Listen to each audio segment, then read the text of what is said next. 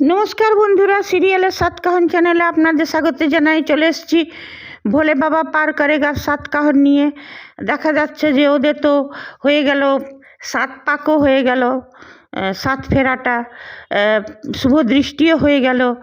এইবারে সিঁদুর পরাতে যাবে। এদিকে তিতির গেছে ওর মাকে ডাকতে, সাক্ষর মাকে। ওইখানেই গ্যাঞ্জার গ্যাঞ্জার করছে, এন টাইমে আসবে সেই জন্যে, মানে সিরিয়ালে যেটা হয় আর কি। আর এদিকে চৈতিও পুলিশকে নানাভাবে কনভিন্স করে যাচ্ছে, যেমন সাক্ষ্য। কিন্তু পুলিশের তো এতটা বোঝা উচিত, একজন অ্যাডাল্ট কাউকেই বিয়ে করতে পারে। হ্যাঁ, এটা পুলিশ বলতে পারে যে তো আপনি বিয়ের আসর টিকিট টেনে আনলেন কেন, বিয়ে আসর পর্যন্ত নিয়ে এসেছিলেন কেন। কিন্তু পুলিশেরও বোঝা উচিত কোনো কারণে ছেলেটা বিয়ে করেনি, আরও অ্যাডাল্ট, যাকে খুশি বিয়ে করতে, এতটা কানুন সবাই জানে। তো চৈতি কি জানি কেমন ডাক্তার, ডাক্তাররাও শুনেছি লয়ের মানেটা বুঝে, কিন্তু এ তো ল ল মানে লয়েরও কোনো, আইনেরও কোনো সমঝ নেই এর। সে যাই হোক, চৈতি গেছে। আর এদিকে বুড়ো বুড়ি মানে দাদু ঠাম্মি, এই কি অনর্থ হচ্ছে, কি অনাসৃষ্টিকাণ্ড হচ্ছে। চৈতিরা কোথায় গেল, চৈতির বাবা মা কোথায় গেল। বুড়ো বলছে আর কোথায় যাবে, থানায় গেল ওরা। এটাই তো স্বাভাবিক, মানে ঝিল যদি কিছু করে ওইটা অস্বাভাবিক, আর চৈতি করছে তো থানায় মানে নিজের নাতির উপরও পড়ছে এসে চাপটা, তো এটাই বুড়ো বুড়ির স্বাভাবিক লাগছে যে চৈতি যেটা করছে সেটা স্বাভাবিক। অদ্ভুত। তাহলে ঝিল কত বড় মনের মেয়ে, সেটা তো বুড়ো বুড়ির বোঝা উচিত ছিল, যে স্বেচ্ছায় ডিভোর্স দিয়ে চলে গেল, এক পয়সাও নিল না, আর তারপরেও কোনো থানা পুলিশ কিছুই করেনি। এইগুলো তো বোঝা উচিত ছিল না, সে বুড়ো বুড়ি বুঝলো না। সে যাই হোক, সাক্ষর মা এলো, এবার সিঁদুর পরাতে যাবে। আর সাক্ষর মা, থামো সাক্ষ্য, যদি তুমি সিঁদুর পরাও তো তুমি আমাকে মা বলে ডাকবে না। তা করতে গোদের পর বিস্ফোরা, এসে হাজির চৈতি তার পুলিশ দল নিয়ে তারপরে সাক্ষ্য বলল যে না, বলে আপনাকে থানায় যেতে হবে। বললো না, আমি যাব না। বলছে আপনি বিয়ের মণ্ডপ পর্যন্ত এই মেয়েটাকে টেনে এনেছেন, এখন আপনি ডিনাই করে অন্য মেয়েকে বিয়ে করছেন।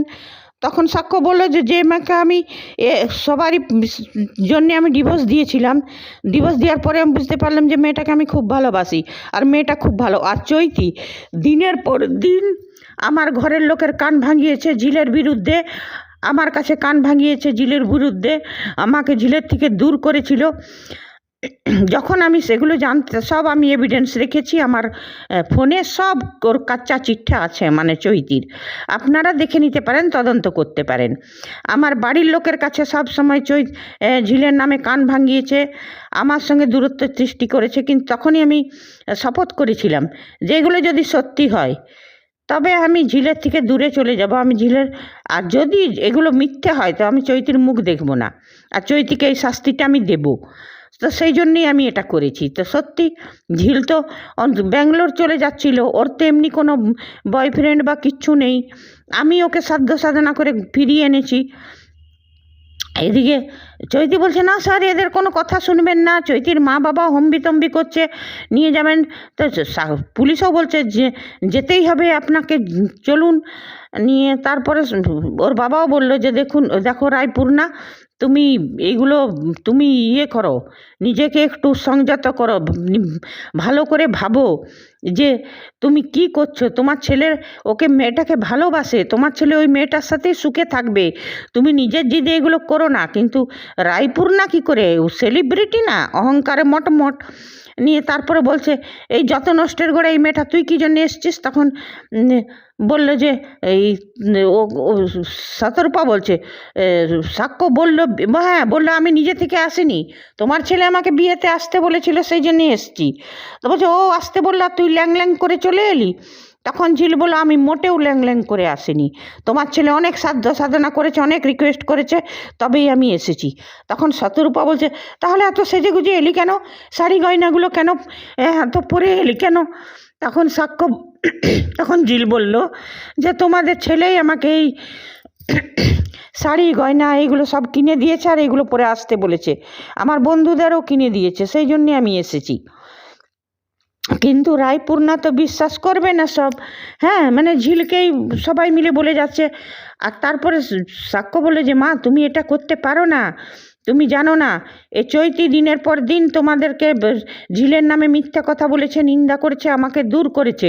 কিন্তু আমি পরে বুঝতে পেরেছি, যখন ডিভোর্স হয়ে গেছে আমি বুঝতে পেরেছি যে ঝিল অত্যন্ত ভালো মেয়ে, আর আমি ওকে খুব ভালোবাসি, গভীরভাবে ভালোবাসি। আর ঝিল যদি আমাদের বাড়িতে আসে সব কালো ছায়াকে মুছে দিবে, ও ঘরের সবাইকে খুব খুশি রাখবে, সুখে রাখবে। মানে ঝিল খুব ভালো মনের মেয়ে। হ্যাঁ, ঝিলের মা একবার বলতে এসেছিল স্বাক্ষর মাকে যে আমরা কিছুই জানি না, বড় বৌদি দেখো বিশ্বাস করো। তো স্বাক্ষর মা ওদেরকে দূর দূর করে তাড়িয়ে দিয়েছে, মিলিকে আর ওই ঝিলের মাকে দূর দূর করে, হাঁটো হাঁটো করে। আর শতরূপা তো গোল গোল চোখ করে দেখছে। তবে হ্যাঁ, এই বিয়েটাতে ছুটি খুব খুশি আছে, কুশকেও মনে হচ্ছে খুশি, কুশের বউকেও মনে হচ্ছে খুশি। আর ছুটির ছেলে ঋষভ তো খুবই ভালো ছেলে, ওকেও মনে হচ্ছে খুশি। তবে ভ্রমরের রিয়াকশানটা বুঝতে পারছি না। ভ্রমর অবশ্য বাড়ির লোকের মতো, আর তিতির সেটা তো একদম চৈতির ডুপ্লিকেট। ও যার ঘর যাবে তার ঘরে আগুন লাগিয়েই ছাড়বে। হ্যাঁ, তো এই শতরূপার মেয়ে শতরূপার মতন। তবে ভ্রমরের রিয়াকশানটা ঠিক মতন বোঝা যাচ্ছে না। আর বুড়ো বুড়ি তো মানে ঠাকুমা দাদুর নামে কলঙ্ক। যদি ঠাকুমা দাদু নাতিকে এত ভালোবাসে, আমি বেশিরভাগ দেখেছি বাস্তব জীবনের নাতির সুখ খুশিতেই নিজের খুশিটা মেনে নেয়।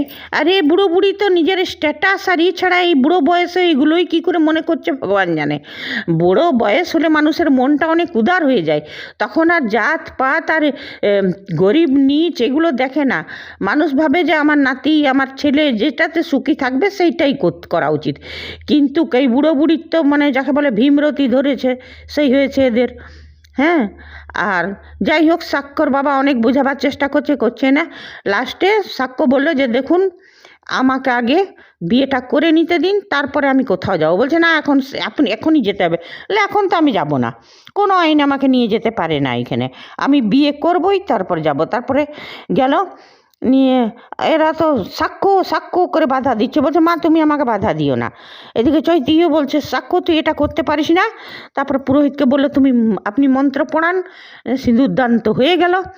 এইবারে বলছে যে এই কালপ্রিট মানে এরাই হচ্ছে কালপ্রিট, এদেরকে ধরুন।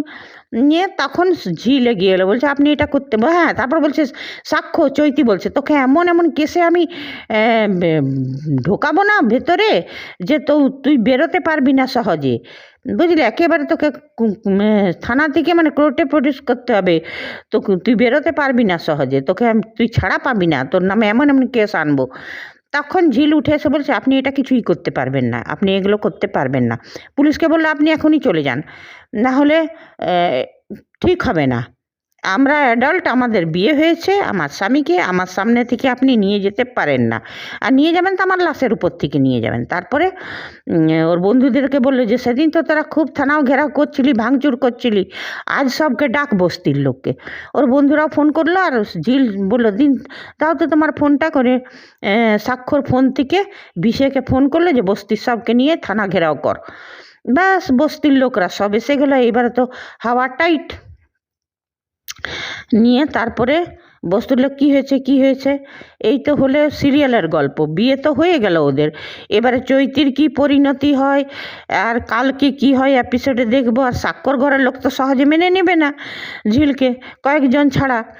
তো সেটা তো আমরা জানিয়ে ঝিলের উপর অনেক বড় বড় ঝড় ঝাপটা দাপট আসবে।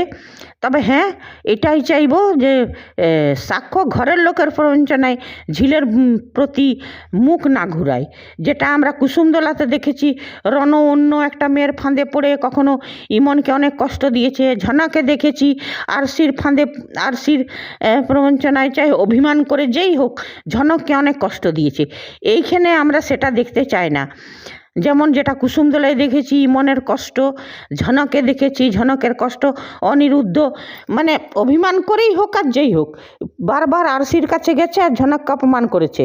তো সেইটা আমরা এটাতে দেখতে চাই না। আমরা চাই কোনো হালাতে ঝিলের সাথেই থাকুক সাক্ষ্য।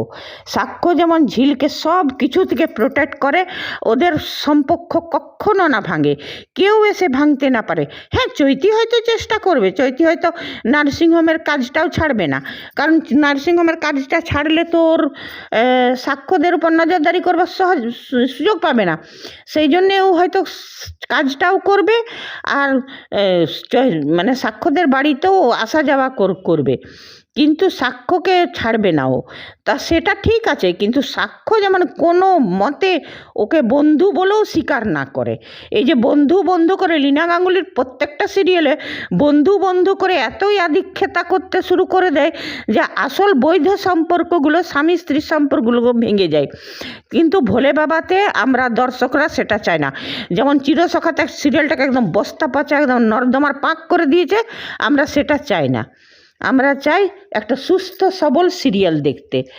বন্ধুরা, আপনারা কে কে আমার সাথে সহমত আছেন কমেন্ট করবেন, না আছেন